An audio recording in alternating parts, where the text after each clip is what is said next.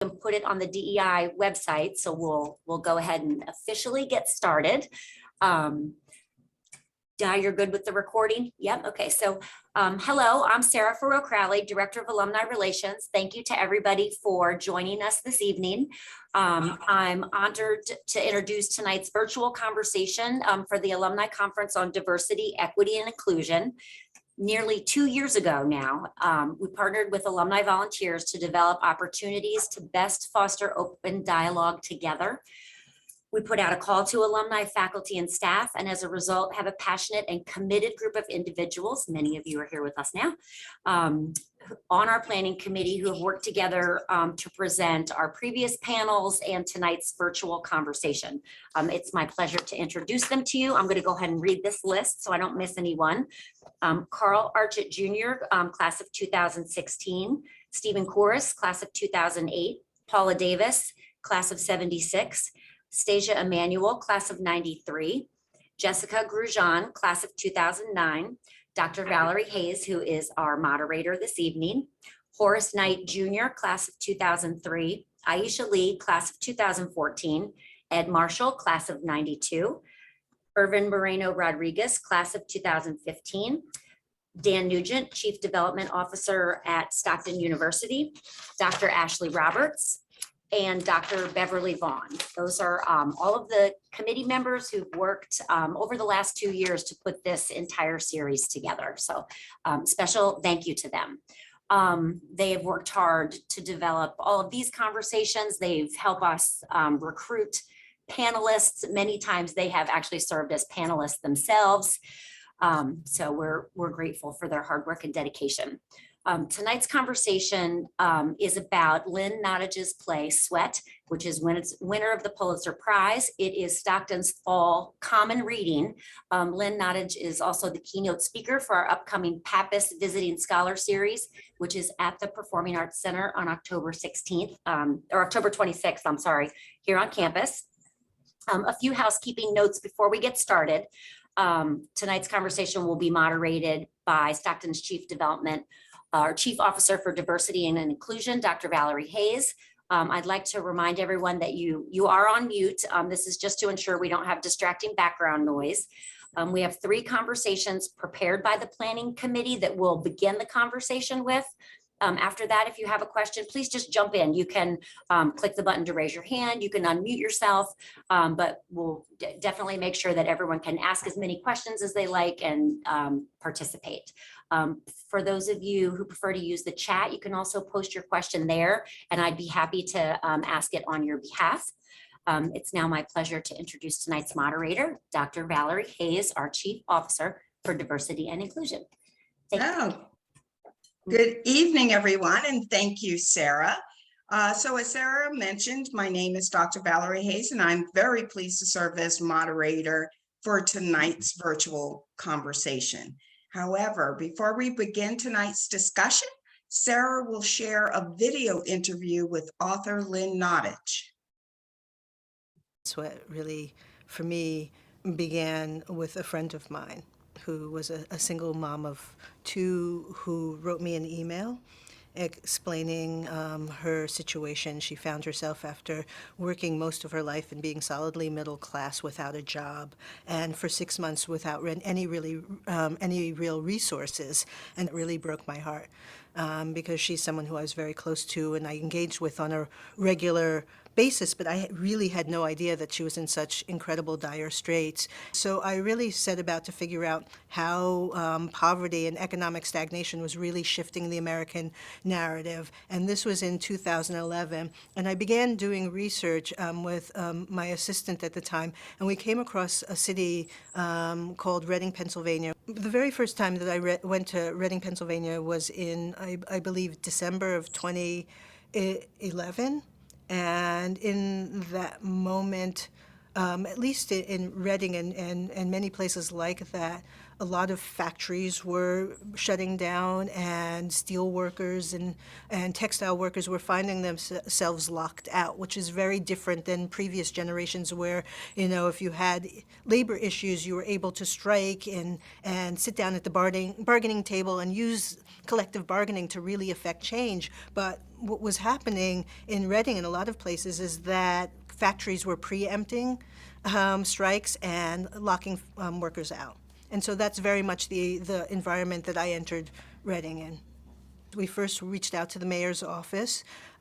We reached out to United Way. We reached out to some homeless shelters. We reached out to some businesses and really had this multi-pronged approach. And our expectation is that people were not going to speak to us. Our expectation is that people were going to be like, why are these interlopers coming? But what we found was quite the opposite. We found that people were really eager to engage because they felt very invisible. They felt like they were suffering in isolation. And the minute I would sit down with someone, suddenly there was just this outpouring of information. And so my assumption is that I was going to be in Reading maybe for 2 weeks max, and it ended up being a 2.5-year journey. I went in very much as an outsider, as an artist, and as an artist, I know a great deal about economic insecurity because that's the place where I live. And so I realized that there was a lot more that I had in common with folks than I initially suspected. I thought, oh, these folks are not going to be much like me. We're not going to find ways to dialogue. But I realized there were so many commonalities in our experience. And once we were able to sort of lean into each other and have that dialogue, I think that the experience became deeper and more profound. One of the reasons that I wanted to write Sweat is that I really wanted to put this very fractured city, a city in which everyone was hurting in isolation. I wanted to put those people into dialogue so that they all recognize that they shared this one central narrative. Sweat, I really feel, is the American story. It tells the story of Reading, Pennsylvania, but it could be any place. It could be any post-industrial city across the landscape. My real hope is that after the audience sees the play, that they want to sit down and talk to someone who they've never had a conversation with before. I hope that they will ask really tough conversations, not just of themselves, but of the legislators and the people who are in power. I also hope that they will understand the power of art and be more willing to engage with storytelling.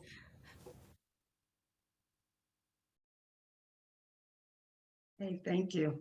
And I have to storytelling is so powerful, so powerful.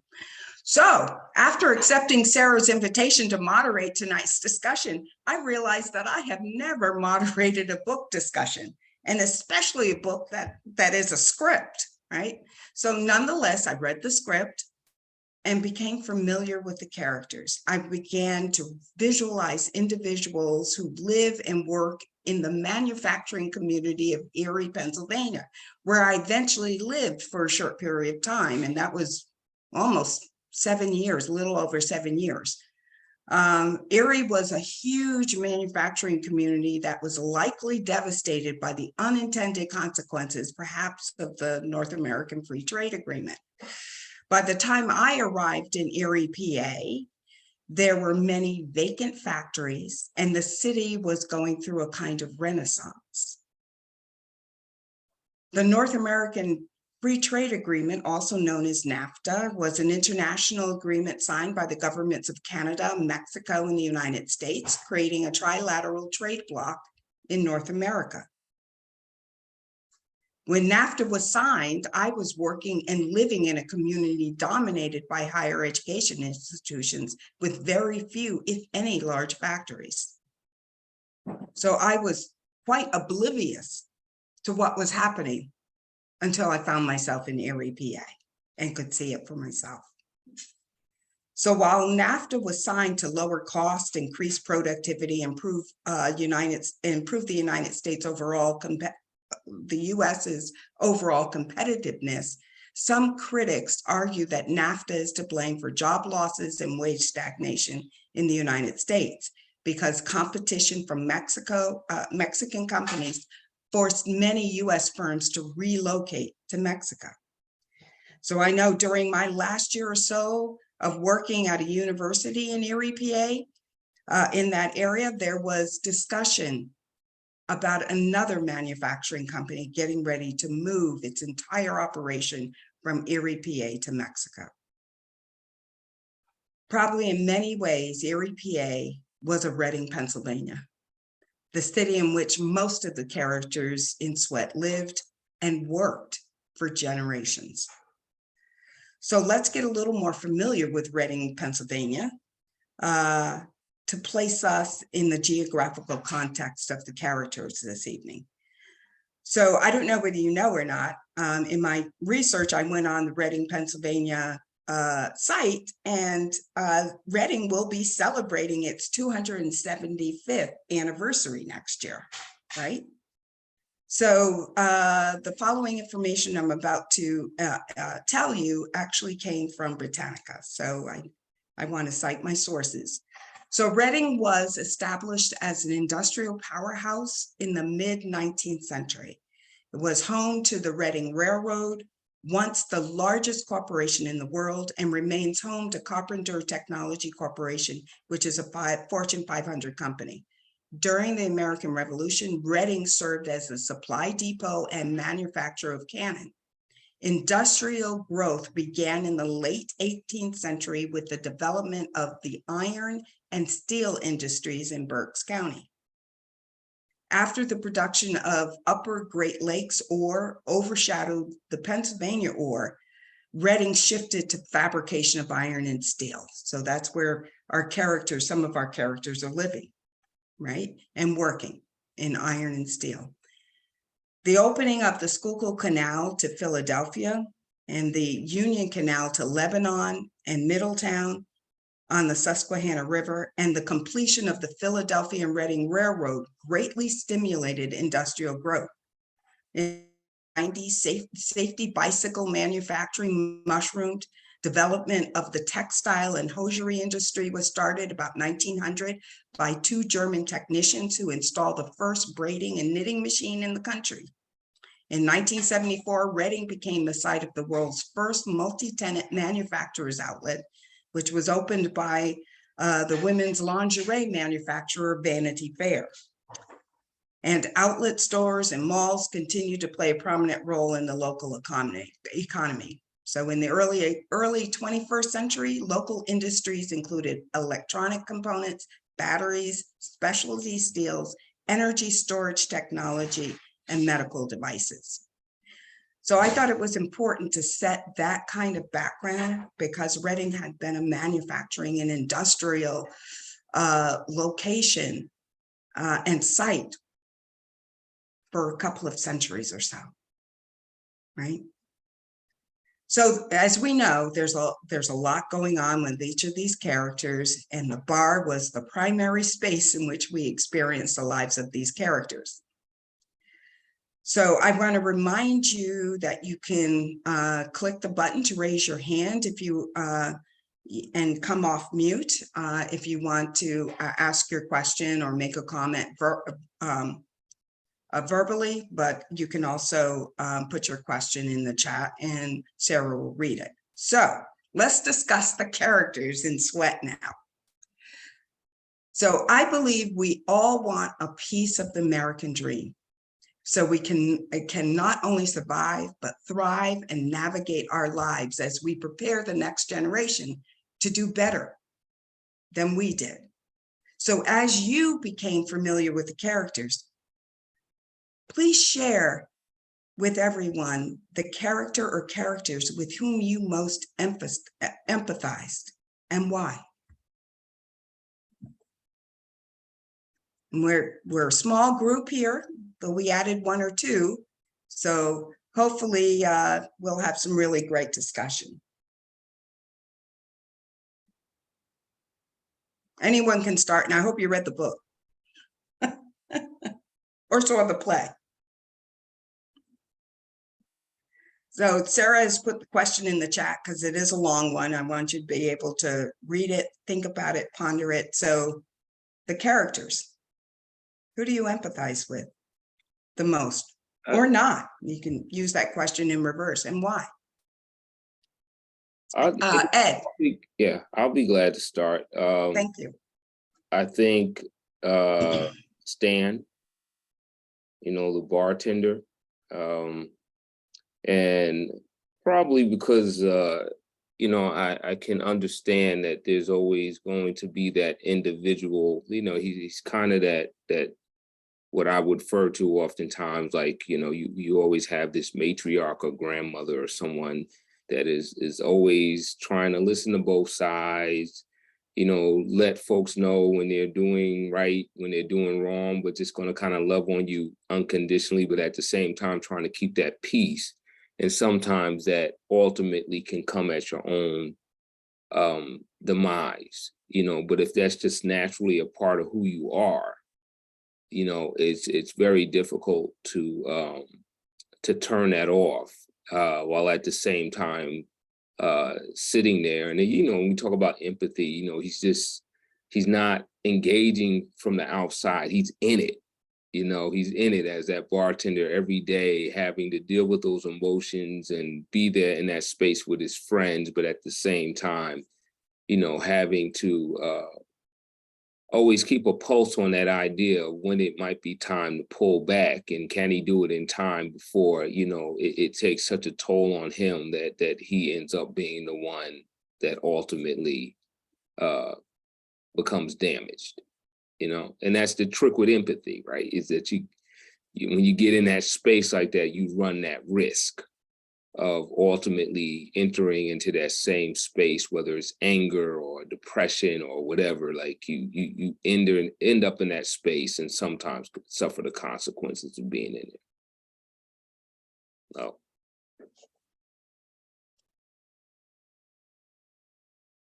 Yeah, I too empathized with Stan as well. I think largely because he took on that sort of mediator, counselor type of role, while not voicing his opinion too much, although he did, a few times there. So, and there were other characters I empathized with, but you don't want to hear me talk. I want to hear you. We all want to hear you. I think I really empathized with Oscar. I'm a first generation, American. And it's really interesting because in the book, I think it's the exchange with Tracy where she asks him, where are you from? And he's like, well, I was born here in Berks County.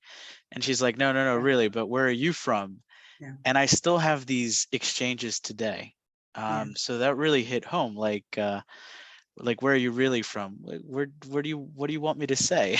Not New Jersey, not Atlantic City. And then two, even when he professes where he's from, Tracy goes on and talks about how her family's been there since the 20s, right? And it's this accusation or this feeling of like dual loyalty, right, which we see a lot in this country, particularly dealing with racism, right? You're not really an American, you're out there to hurt us, to harm us, right? And it brings up all these feelings of xenophobia. And even when the characters were making like these anti-immigrant, anti-Mexican comments, even I started to get a little tense, like I'm like, I still deal with these things today. So I was a busboy, and so was my dad. He grew up working in restaurants in Atlantic City at 16, and that's how he learned English. Was working as a busboy and trying to figure out, what a fork was, and customers would point out that they needed a fork. So that's how he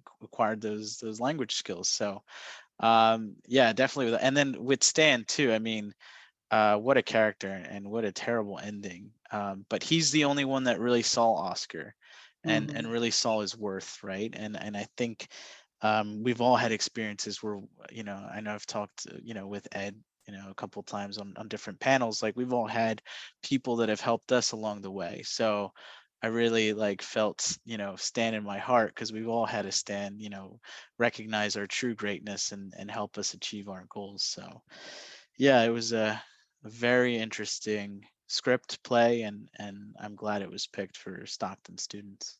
That's wonderful. Yeah, so as you were talking, you were experiencing, as you probably know microaggressions, right? So if you think about microaggressions as mosquito bites, I just came off of over the summer doing a workshop for managers, and we covered microaggressions in that workshop. So and the video is priceless because it talks about the microaggressions that some people, if you think about that as a mosquito, and nobody really likes mosquitoes, right? It can, some people get bit more by mosquitoes than others, right? So some people experience those microaggressions way more than others. Other people, please, we want to hear from you.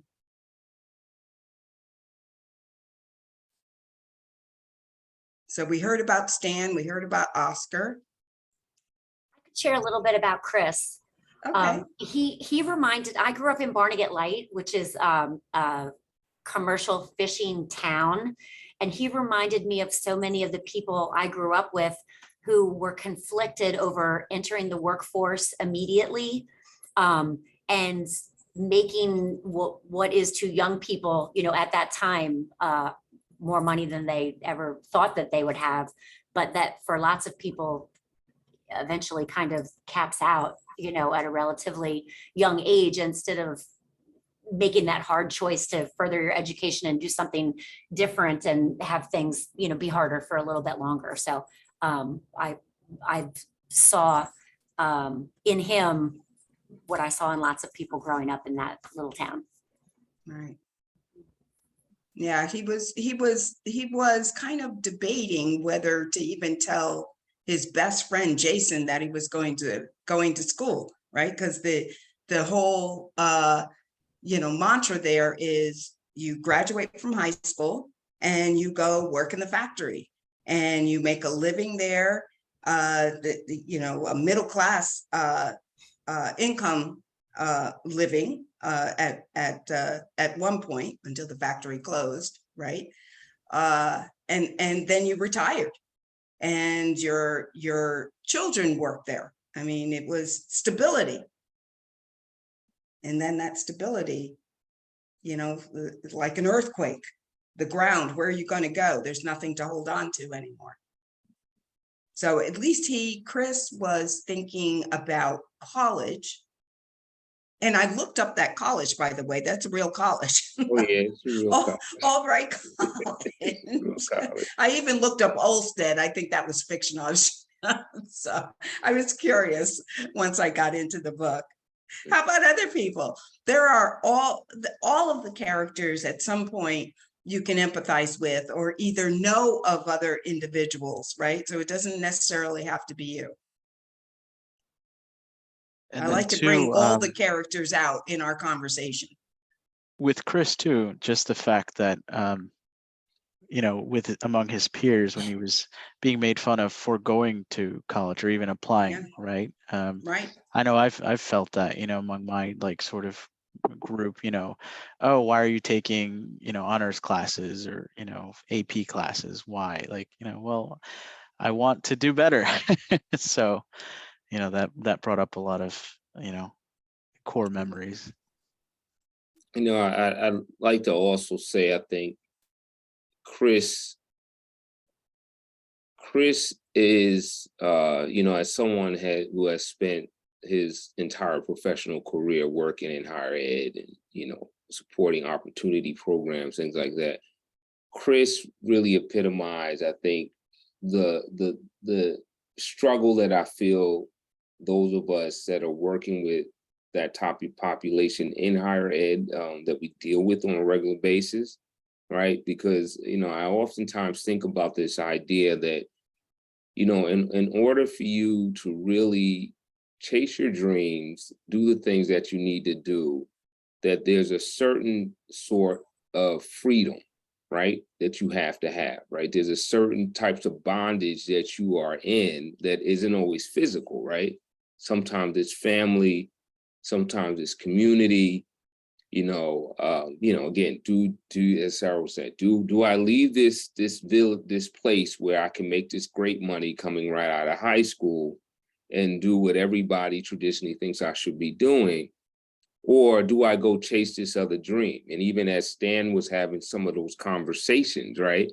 Saying to, what I guess, oh, I forgot the other guys, Stan and Chris's buddy, Jason. Oh, Jason. Yeah, Jason, and he's talking to Jason. Chris is just saying, hey, this isn't the only place in the world. Like, get out of here.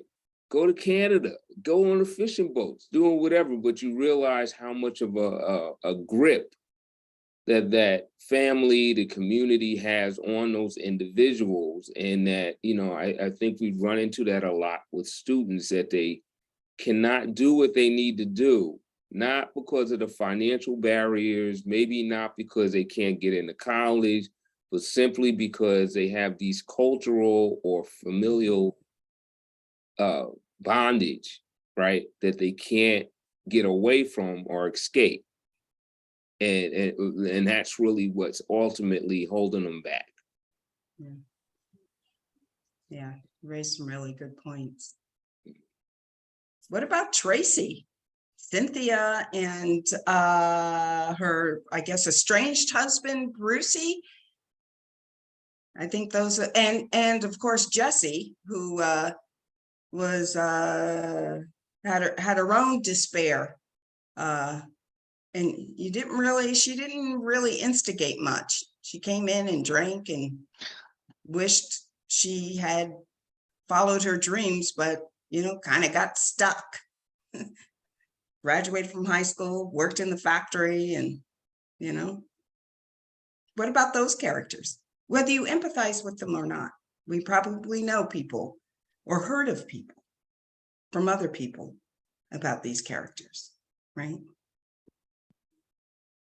Well, I think the racial tensions that really come into focus when Cynthia is promoted into that management position, and you know, I've been there. You know, if people accusing you, or you know that they're talking behind your back, or they're saying things, you know, oh, I know why they were promoted, right? It's because of who they are, or where they came from, or what they, you know, represent. And yeah, it's interesting that, and then too, you know, it just feeds into like this imposter syndrome that we talk about too, Yeah. and has been brought up in previous panel discussions, right? And so that was interesting to see how the characters really dealt with that and resolved that. And I thought Cynthia was extremely mature in dealing with those situations, and you know, so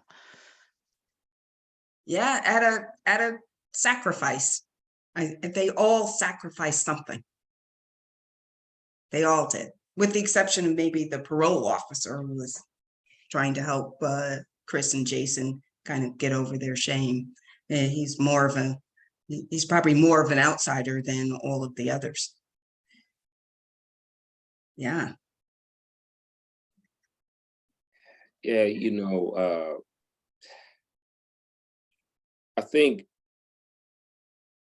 when I think about those characters, you know, I rather than one of them, I think with the ladies in the play, I think I'm probably looking at that more from the relationship, the sociological standpoint, more of, you know, rather than individuals, because that's what really stood out with me, is that you know, they open up just talking about the strength of that relationship. Like, I'm like, okay, these are like their ride or dies, you know, this is depend on each other for whatever, you know, but just how that whole thing starts to fall apart when one of them says, okay, it's time for me to start to be able to function outside of this circle, right? Yeah. But it goes back to this whole idea again about that freedom and that bondage, right? Is that how often do we make these decisions to maybe not better ourselves in lives, right? Because you're being forced to choose between being accepted and pursuing your dreams, right? And then how much does that lead to things like, what is the word I want to use? You know, that you start to despise people, and you know, I'm not happy with you. I don't even want to be in this relationship. I don't even like you. It could be a parent. It could be whatever, it's just like, you're forcing me to be here, right? And I want to chase these dreams. You understand what I need to do, but it's this guilt and, this lack of being accepted that you're giving me this ultimatum of being with the people I love versus chasing my dream. So I love the dynamics with that because, it's very interesting. Yeah. And to go off that too, it's just the fact that they all talk like they're family, right? They're family. They've been living in Reading or for so long, and the one guy, Oscar, that they're all ostracizing, right, and othering. It's Oscar at the end of the day that takes care of Stan, right? None of them. It's Oscar, the one that they've feared, that they've hated, that they've assaulted, right? At the end of the day, so that really hit home. It really turns the head. What is the definition of family, right? What friendship, those social circles that we have, and at the end of the day, who takes care of who, and so I found that interesting as well. And innocent bystanders, because Stan is essentially an innocent bystander trying to stop, trying to intervene to stop something. And he was hurt badly, and trying to do the right thing. So I said I was, oh, go ahead, I was Sarah. just gonna say, with Oscar and Stan, in the beginning and throughout, Stan was the only one who looked out for Oscar, or acknowledged him, I guess is a better word. And then, at the end of the story, the roles are reversed. Oscar's the one person who's looking out for Stan. Right. So it kind of comes full circle. And I'll give a shout out to Brucey. Okay. So Brucey fell upon hard times, would love to have his wife back, Cynthia, right? But he cares about his son. He cares about him not falling into what he fell into.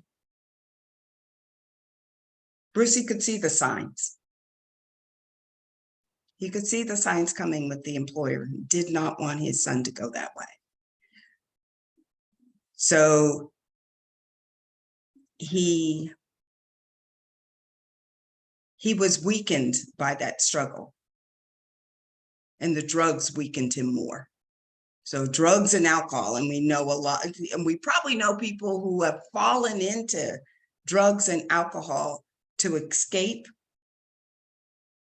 but then that takes over. Drugs and alcohol, if I can say this, is a jealous mistress. Does not want anyone else in your life but the drugs and alcohol. Yeah, and I think it even challenges to look into some of the underlying mental and even health issues throughout the book, right? I think Tracy's back pain that unfortunately drives her to drug use later down in the story. And then something that was interesting was that it was at the beginning when Chris and Jason were talking. Jason was talking about retiring to Florida and opening up a Dunkin' Donuts. But I mean, around him, there's not one example of that happening, right? It's a dream, but it sort of also seems like a delusion at times. Really, you're talking about opening up a Dunkin', who do you know that's opened up a Dunkin' Donuts and successfully retired, to Florida, and obviously Brucey too, with the drug use and the obvious, mental health issues that he's facing as well, and him really just giving up on everything, and with his struggles too, his struggles and the racism that he faced in the union, and still it seems like he really snapped out of it, but to cure his depression, it led to alcoholism and drug use. And he was really the only one that kind of really saw everything before it happened, and maybe that's what kind of drove him to madness, and he was just trying to that's why he wasn't, I thought he would be more, I guess, aggressive towards his son, Chris, applying to college, but he really wasn't, which surprised me, because I guess he kind of knew that he needed to pivot, right, to get out of there and to change into a different career. So, and then Jason too, with his issues as well, and ultimately culminated with his arrest, right, and imprisonment for many years. But yeah, just these underlying issues that are not taken care of. And even too, as a reader, you know, the author put, I guess, like headlines at the beginning of each section, and it kind of drives you crazy. Like you're reading this story of literally people suffering, and then sometimes you'll get these like sections where it says like Dow Jones is up like 300%. Well, who cares? You've got people, out here almost homeless, right? And that contrast between the opening and then what was going on, during the Yeah. scenes was maddening. And a presidential election on top of that. So you had Yeah. debates going on, and what we see just about at least every 2 years and every 4 years, right? So, and I remember Stan made some comment, and let's see, I know I have it in my notes here, and we probably, when we pull up the right notes, because give me a minute here. Yep. So what did Stan said? He said something about he was not going to vote. Or he Yeah, gave up. he says he watched these politicians taking bullshit, and I get no sense that they even know what's going on beyond the windshield of their cars as they speed past. But I decided a month ago that I'm not voting, because no matter what lever I pull, it will lead to disappointments. Right? So I was telling Sarah before we chimed in to this event that I then took a look at J.D. Vance's website. J.D. Vance wrote the book Hillbilly Elegy that ended up becoming a movie, Ivy League grad and all of that. So he was born in Ohio, which was a once flourishing American manufacturing town where Ohioans could live content middle-class lives on single incomes, right? So, and this is coming from his website. He said, but he witnessed the steady decline of his town because jobs and economic opportunities slowly disappeared, leaving family, friends, and neighbors with nothing. So as Lynn Nottage said in the video, Reading could be any other town in the country. And some of the issues that he's running on, for example, restoring America's manufacturing and industrial base, that is very important to a community which is, quote unquote, I've seen left behind. This community in Reading, regardless of their, and these individuals, regardless of their race, their sex, political persuasion, whatever, we're literally left behind.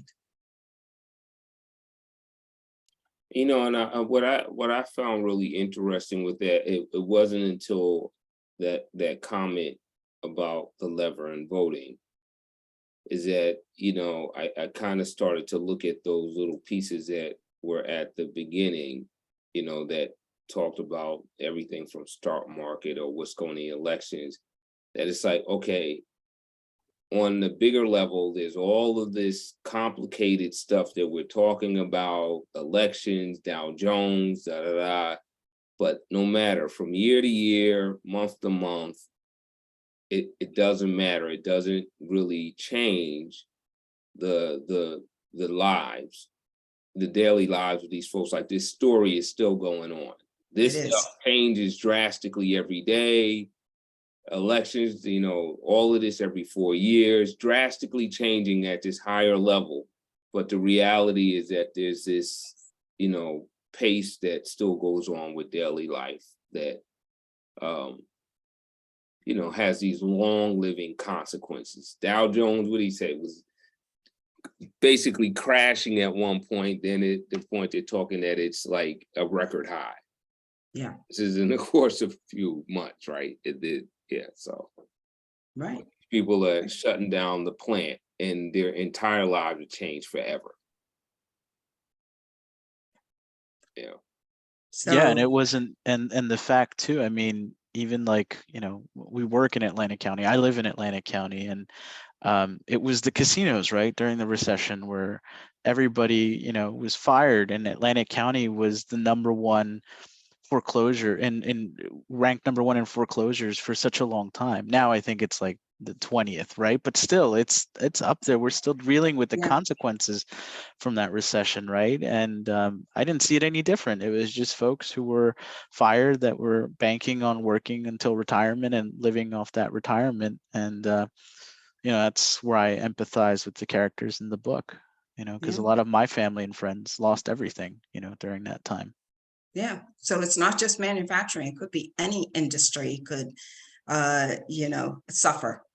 And then the employees suffer as well.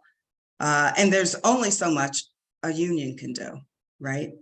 Um, when it gets to that point. So I, I, I told myself I would not call on people, but I know we have some people who haven't spoken, and you know who you are. So I'm not calling on you, but I just called you out. So welcome to the conversation if you would like to join in. So let's go to the second question. So Sarah, if you can put that in and I will read it. And we've already kind of been talking about this, but we can talk about it a little bit more before we go into our last question of the night. So what types of parallels, if any, do you see in the story with current events regarding left behind communities, race relations, socioeconomic class, politics, generational space and place, family, social connections, workplace? We haven't talked about workplace environments other than companies, manufacturing, moving and leaving their employees who worked and toiled their entire lives. The workers that made these companies rich leave, right? So including union management and more. I'm sure there is more there, right? But these are some of the things that I picked up that I'm sure you picked up as well. So let's kind of shift now and talk about current events and a little bit more. We've been talking about it already. And if you feel like we've said enough, then yeah, we can move on as well. But let's see what we can do with this question to go deeper into the story. Well, I thought the role of fear was interesting. When the rumors of shutting down the plant, came about, or and this was going on for decades, right? They've made references and even from their own parents working at the plant, right? And I've worked in places where it's like all the time. It's like, oh yeah, the company's not doing too well. I don't know what we're gonna do, but somehow it's like the lights were on for years and still continue to be on for years, right? And it's this sort of cycle of fear and just to get leverage in negotiations or to get employees to act a certain way. I thought was interesting. Yeah, it's just that role of fear, and it plays it too into the racial tensions, in the community, right?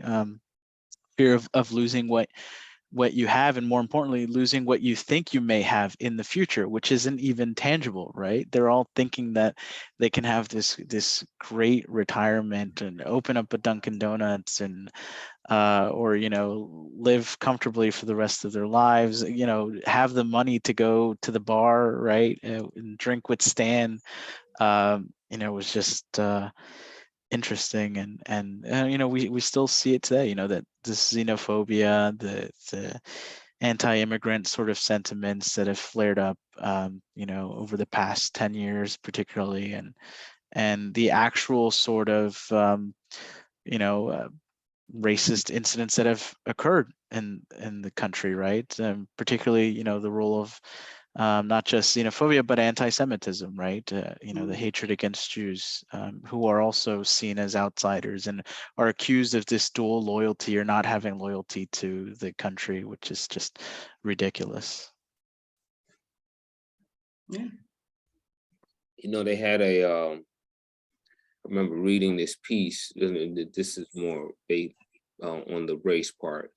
I remember reading this piece about coal mines, and I think it might have been West Virginia, about how a lot of the mine owners, they purposely would set things up in a way where, they would have these different races kind of fighting constantly with each other, and, they would set things up in a way, you make sure that you appoint certain folks, and, you say, hey, I'm certain positions only go to certain people. But this kind of thing, what it did is it kept the workers at each other's throats. If you could do it by race and you understood that the blacks only could do this, and that kept them fighting with the whites, and that kept them fighting with the Asians, but ideally it was by design, because ultimately what it did is it kept the attention off of what the mine owners were doing, right? Exactly. It's simply to this story, right? Is this, if I keep you all fighting amongst each other, if I keep Cynthia fighting with Tracy and Jesse and the boys and all of that stuff, if I make sure that and she mentioned this about being appointed to that position, she feels it was by design, right? Mhm.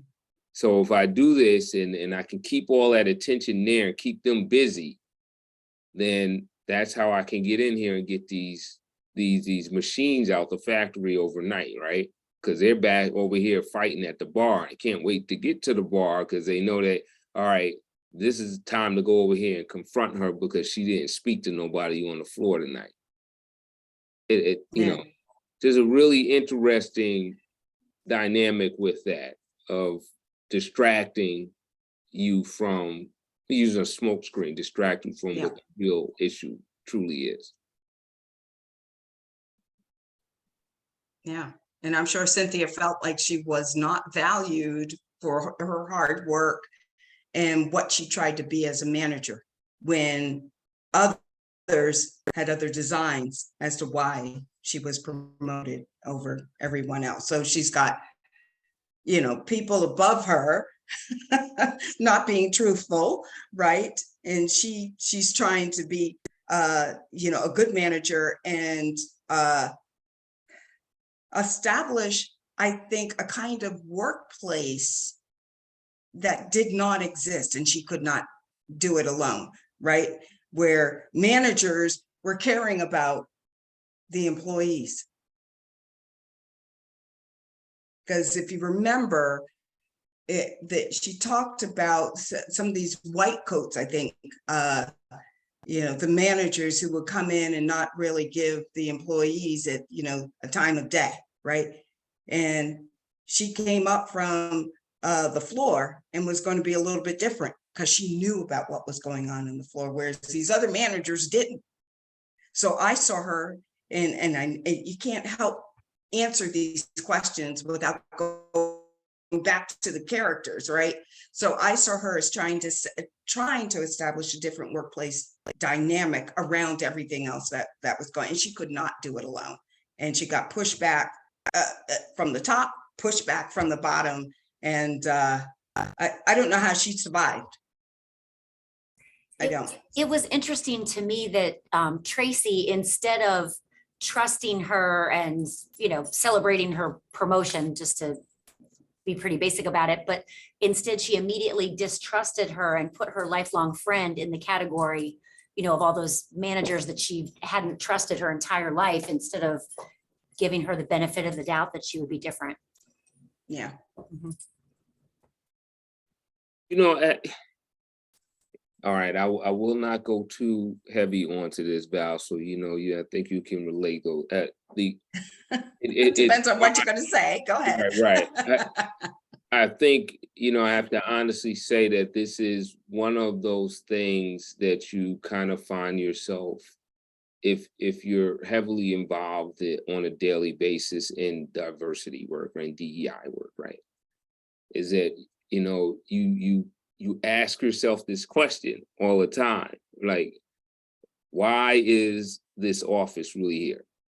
Yeah. Okay, why am I really here? Why did they really bring me on board? Is it really about this commitment, right? Like, so like Cynthia, was it really about bringing her upstairs because they wanted to change the climate? They wanted her input because ultimately they plan to change things?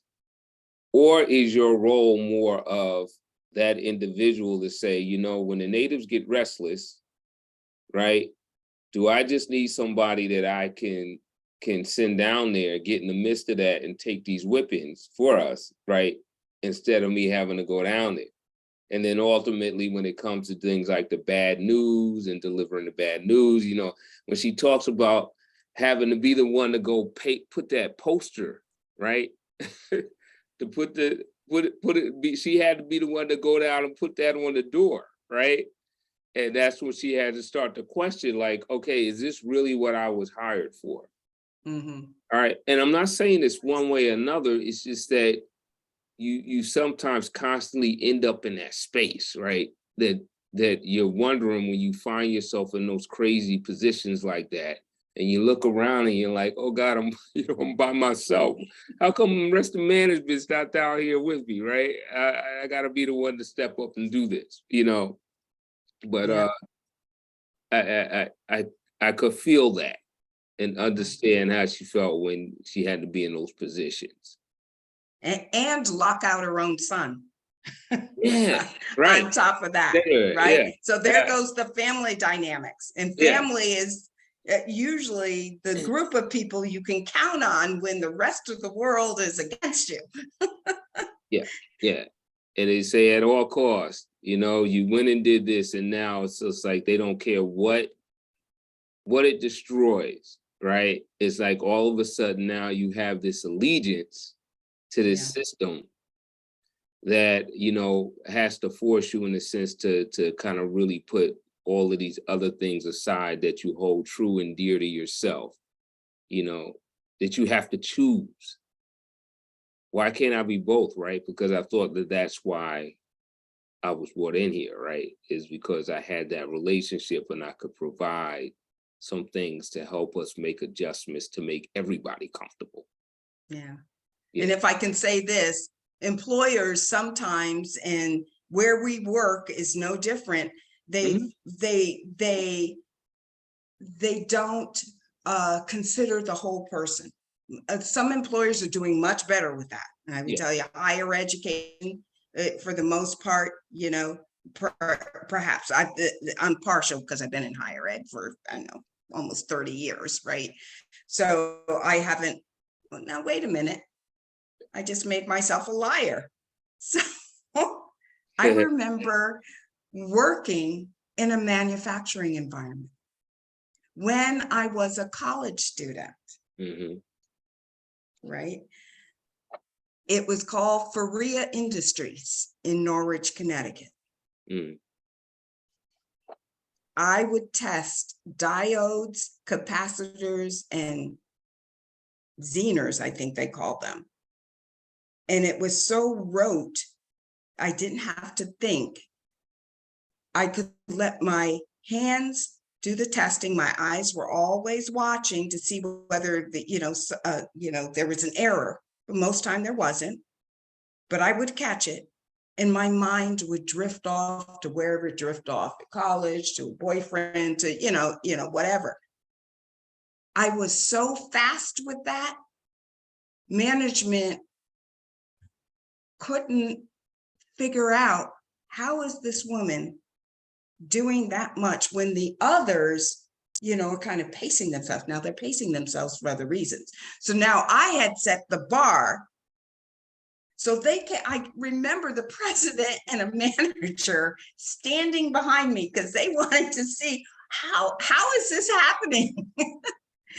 And my mind was not there because it was mindless work, right?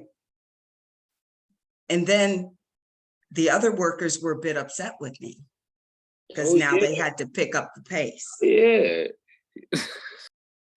I was a college student. Thank goodness I was only there for the summer and not for the 12 months. But yes, I did work in a manufacturing environment. So So not that I was there to improve manager-employee relations. I think I kind of made it worse by accident. But anyway, I digress. There was a point behind that story. Sorry. Oh, goodness. Okay. So do you want, it's 7 o'clock. Do you want to move on to the third question? We can. All right. So Sarah, if you can, not unless there's more to discuss with the second one, I don't, okay. And if there is more, you can chime in on the third one. All right. So, ooh, yeah, that's not the entire question. I was trying to set a background for this. Okay. So in Act 2's last scene, Lynn Nottage uses the phrase, quote unquote, fractured togetherness, which seemed to fit nicely to describe the world we live in, whether it's the global world or our local communities. And I was thinking that perhaps fragile togetherness is another way to frame our connectedness, if you want to call it connectedness, to one another. So what are some of the lessons learned from these characters' lives that could become a source of healing? The fractures in ourselves. So this is a little bit of self-reflection, and in our own connectedness with others. And not that you have to focus on yourself, but there might be some examples in your own communities or in communities that you once lived in that might provide some answers to this question. And I ask you to also think about this question with respect to our students in mind. At a time when institutions of higher education are really under some intense scrutiny for what we do, whether it's academic freedom or, talking about race or, whatever it might be. So there's a lot here. So silence is good. You want to think about that a little bit. And then let's chat.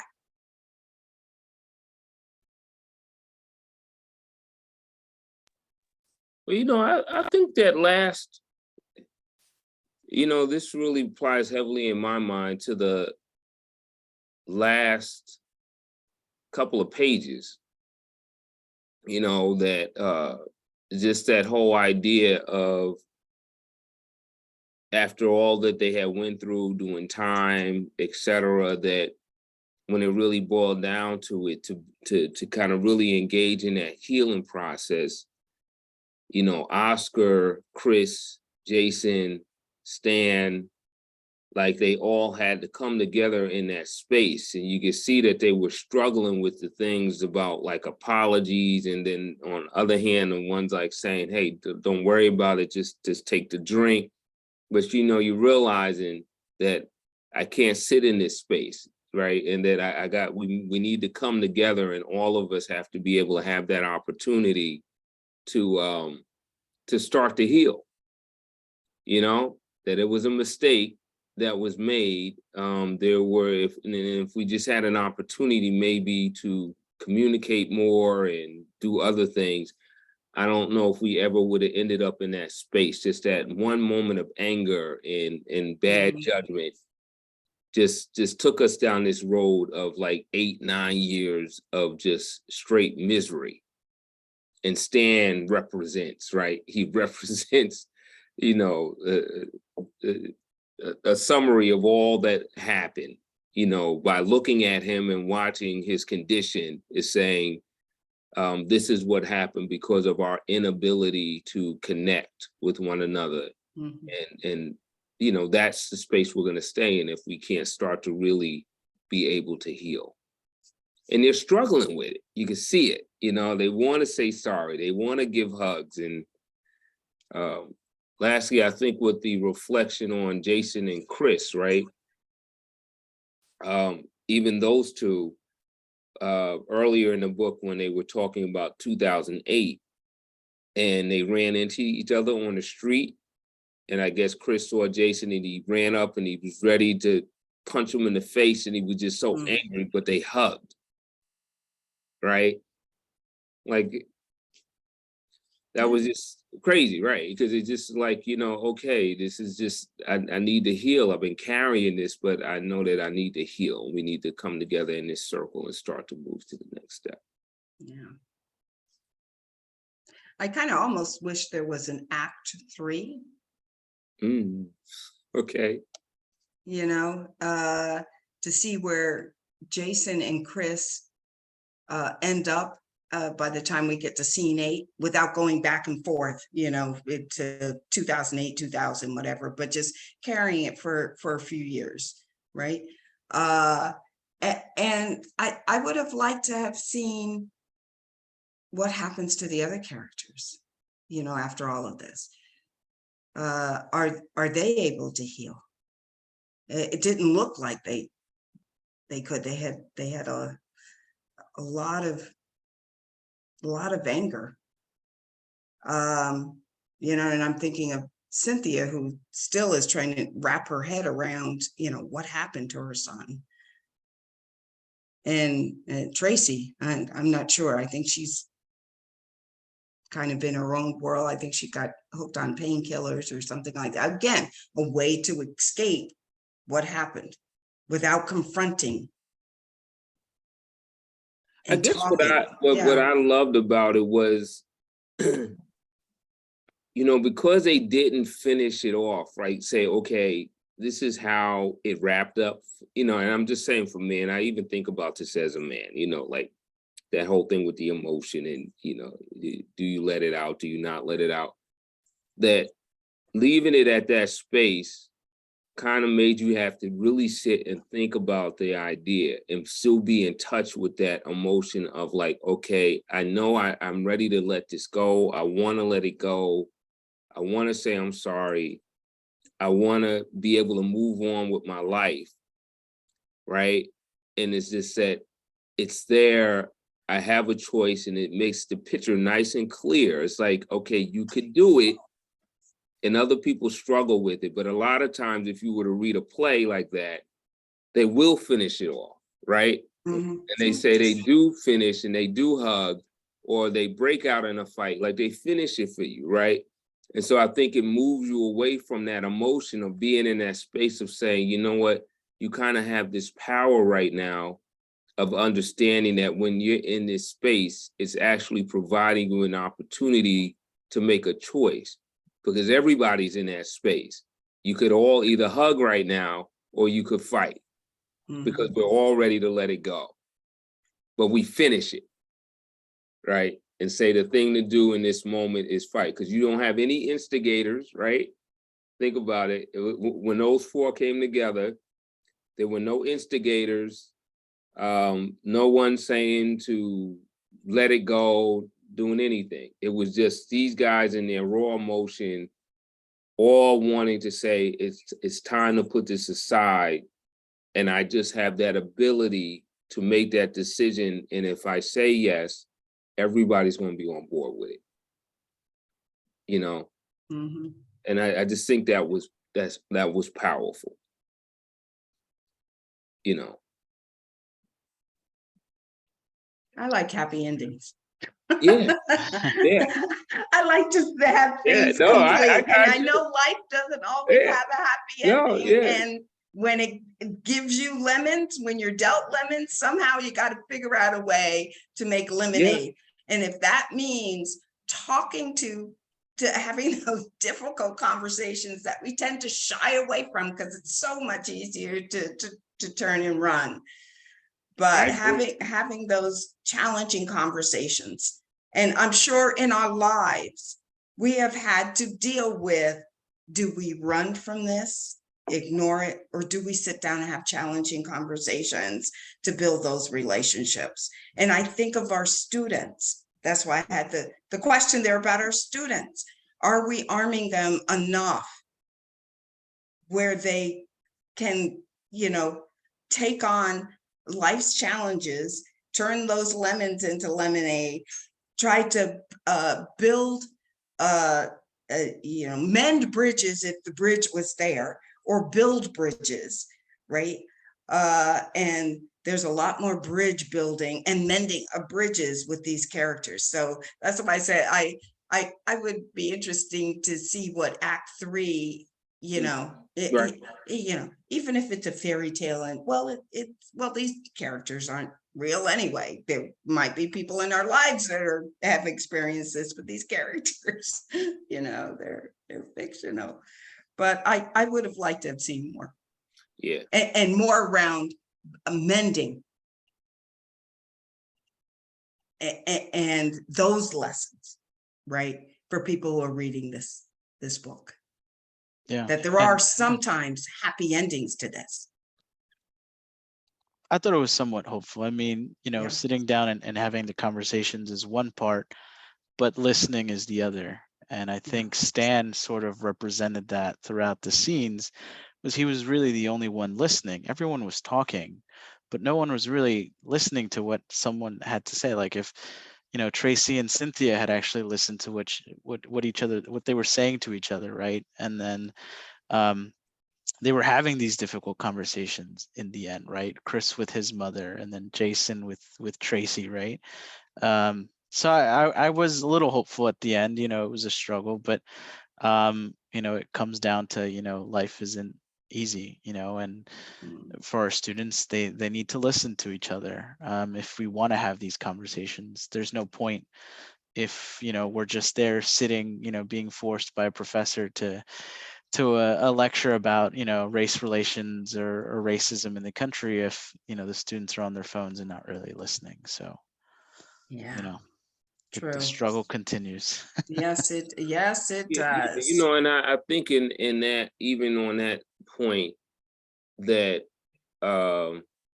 you know, this idea of being comfortable with being in the moment.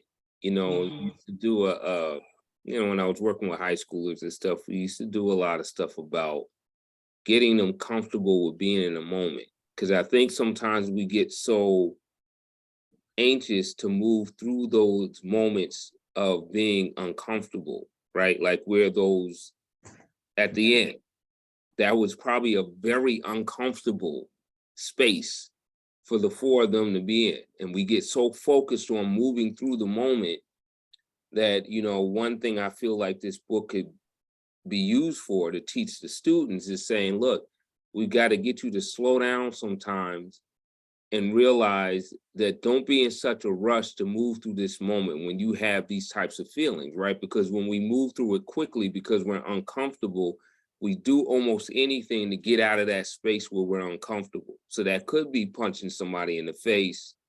It could be walking out the room and not dealing with it. Or it could be hugging somebody. But then you end up in a situation like Brucey and, was it Cynthia? Who's his wife? Cynthia. Yeah. But then you ended up in situations like Brucey and Cynthia, right? Where she says, okay, I don't like being in this space where I'm uncomfortable with Brucey. And so I got a choice. Either I walk away, right? Or I give him a kiss. And then the next thing you know, I'm giving him the money, right? Because that's a comfortable space for her, where that other space of is very uncomfortable. She doesn't want to stay there. So, you know, using that as an opportunity to teach them about being okay with being in the moment, because that's where you're going to have to make those hard decisions, right? Is in that moment where you're feeling uncomfortable and develop a skill set of how do you navigate your way out of the comfort zone as opposed to being impulsive just to get out of it. Yeah, it's like, you know, instead of speaking the words, speaking your mind first when you know it, you know, it's coming out of anger, you know, sit down and write it out. You know, it not be on your laptop or what, but actually sit down and write it out. And all of a sudden the anger just begins to come out a little bit, right, onto the page. And then other things kind of fill in. And then you look at it the next day and you realize, oh, that was, oh no, that's not where I want to be right now. That's not where I want to be right now. I want to be somewhere else in terms of mending and building bridges. So yeah.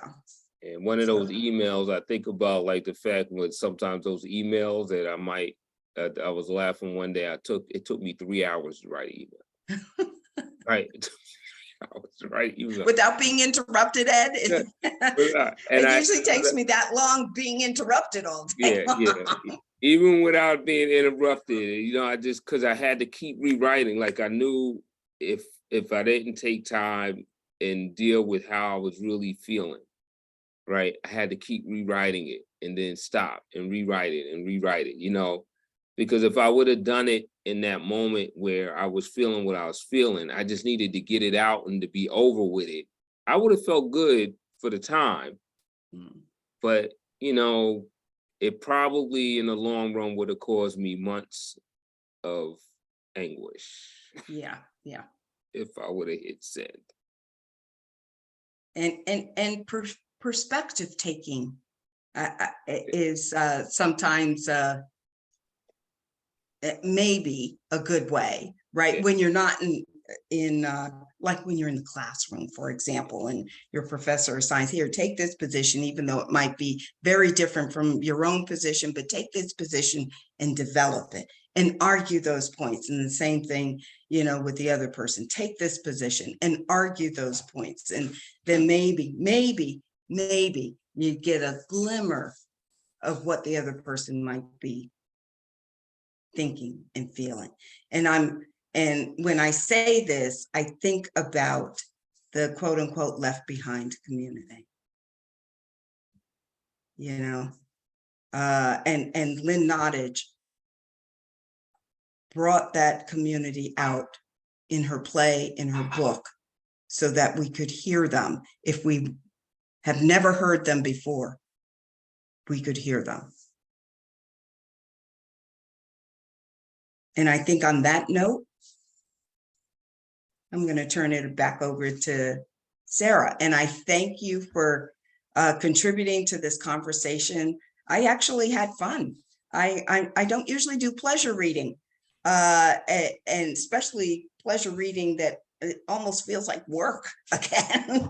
But I enjoyed getting into the characters, and I enjoyed having this conversation. And thank you all for participating, even our silent participants. You were here, hopefully. So thank you.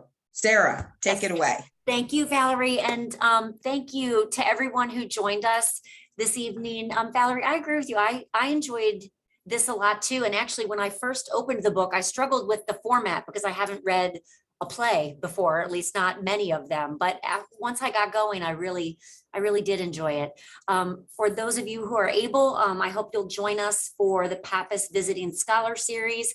It's in our Performing Arts Center. Lynn Nottage will be here with us. She's our keynote. I'm very much looking forward to that. Thank you to all of you for being here. Thank you to our planning committee for helping to put this together. And a very special thank you to Dr. Valerie Hayes for being our moderator. Wishing everyone a wonderful evening. Yes, and we'll see you all soon. Thank you very much. Right.